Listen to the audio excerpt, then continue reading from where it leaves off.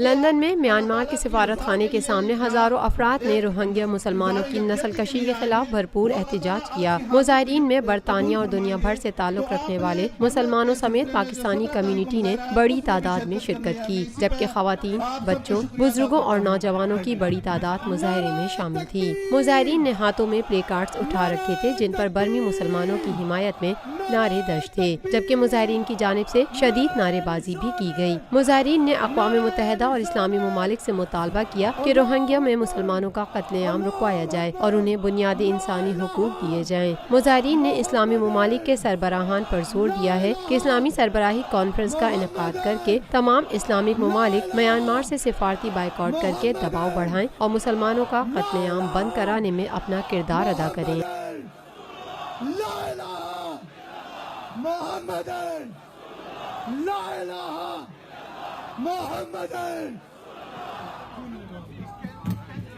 Lotus Lake Towers, a groundbreaking endeavor by Lotus Properties.